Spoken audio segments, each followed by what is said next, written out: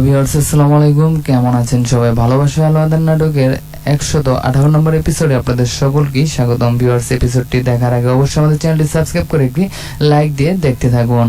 নাটকের শুরুতেই আপনারা দেখতে পারবেন রাইসা ম্যামকে। রাইসা ম্যাম কিন্তু সরাসরি সেই নিয়ার ছোট বোনকে বলে দিবে যে তুমি যে টাকাটা চুরি করেছো, আবার আমার কথায় চুরি করেছো, এই বিষয়গুলো কিন্তু কাউকে বলবা না। তখন বলেছে, ম্যাডাম আপনি কোনো টেনশন করবেন না, এই টাকা আমি চুরি করেছি আপনার কথায়, সেটা কেউ তো জানা তো দূরের কথা, কাকপক্ষেও জানবে না, কিন্তু আমাদের সেই নন্দিনীর কাছে অবশেষে ধরা খেয়ে যাবে। কারণ নন্দিনী আগে থেকেই সবকিছুই জানে। বলবে তুমি যে ক্যাশ থেকে টাকা চুরি করেছো সবকিছুই আমি জানি। তখন দেখতে পারবেন সরাসরি সে আমাদের নন্দিনীর কাছে ক্ষমা চাইবে যে আপু আপনি আমাকে ক্ষমা করে দেন, আমি ইচ্ছে করে এটা করিনি, আমি চাপে পড়ে করেছি, আমি রাইসা ম্যামের কথা মতো করেছি।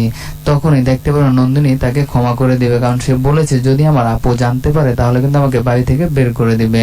অন্যদিকে আপনারা আগামী পর্বে দেখতে পারবেন সেই মাহিন আহমেদের যেই কেয়ারটেকার রয়েছে সে বুঝতে পেরেছে যে ম্যাডামকে হয়তো বা কেউ কিডন্যাপ করেছে, তা না হলে ম্যাডাম কোথায় গেছে সেটা তো অন্তত আমাদেরকে জানাতো। এই 25 বছরে কখনো তো ম্যাডামকে এতটা চলে যেতে দেখা হয়নি। এখন কথা হচ্ছে কে তাকে কিডন্যাপ করছে, নাকি রাইসা ম্যাম তাকে কিডন্যাপ করে কোথাও রেখে দিয়ে সে এখন অফিস চালানোর জন্য এমনটি করেছে, যার কারণে অনেক কৌতূহলবশত খোঁজার জন্য শুরু করে দিবে আমাদের সেই মাহিন আহমেদ, তা আপনারা দেখতে পারবেন।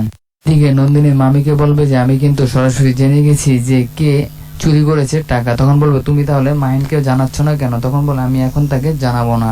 অন্যদিকে আগামী পর্বে দেখতে পারবেন অর্ক মানে নন্দিনীর ছেলে পাগল হয়ে যাবে গাড়ি কেনার জন্য, যে সবার গাড়ি আছে আমার গাড়ি নেই, আমার বন্ধুরা আমাকে গাড়িতে উঠতে দেয় না, আমার সাথে হিংসামি করে। এখন কথা হচ্ছে মাহিন আমাদের কাছে কি গাড়ি কেনার জন্য আমাদের নন্দিনী বলবে নাকি বলবে না, এই বিষয়গুলো দেখতে অবশ্যই আমাদের চ্যানেলটি সাবস্ক্রাইব করে রাখুন। আগামী পর্ব আমরা নিয়ে আসতেছি আপনাদের জন্য। আল্লাহ হাফেজ।